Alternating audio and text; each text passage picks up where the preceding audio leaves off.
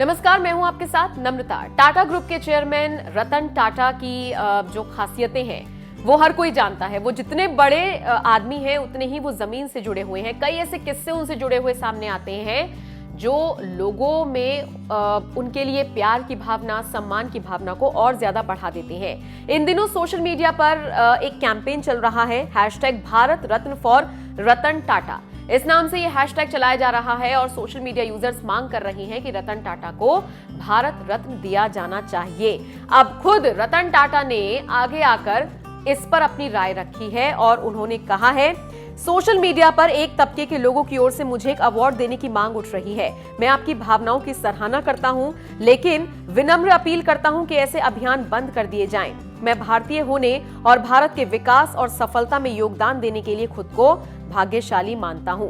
बता दें, social media पर भले ही रतन टाटा ने इस पूरे कैंपेन को बंद करने का आह्वान किया हो और फिर अपनी वही खासियत दिखाई हो कि वो कितने जमीन से जुड़े हुए हैं, लेकिन इन सबके बीच लोग लगातार उनकी तारीफ कर रहे हैं, उनकी खूबियों का बखान कर रहे हैं। जैसे कि चित्रांश देशमुख नाम के एक यूजर हैं जिन्होंने लिखा, A great personality who needs no introduction, Sir Ratan Tata deserves the highest civilian award, Bharat Ratna. I request Government of India to nominate his name for Bharat Ratna. Robinhood नाम के एक user ने लिखा, Sir Ratan Tata ji, the inspiration of the youth of today gives a new direction to all of us young entrepreneurs. When we study in the fence of Sir's life, the tears come. यानी कि जब भी हम उनकी जिंदगी के बारे में पढ़ते हैं तो आंसू छलक आते हैं।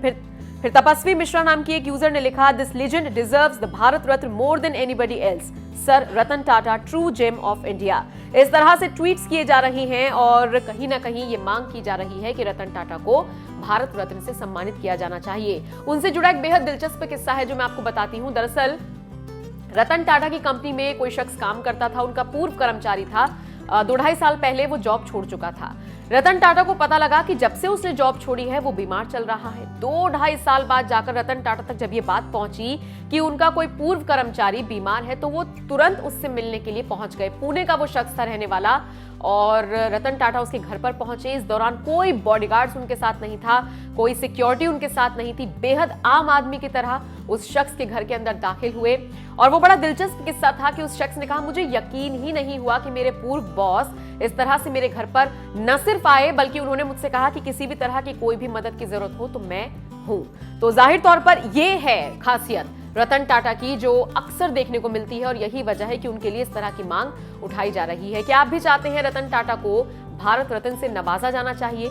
आपका जो भी मानना हो कमेंट करके हमें जरूर बताएं।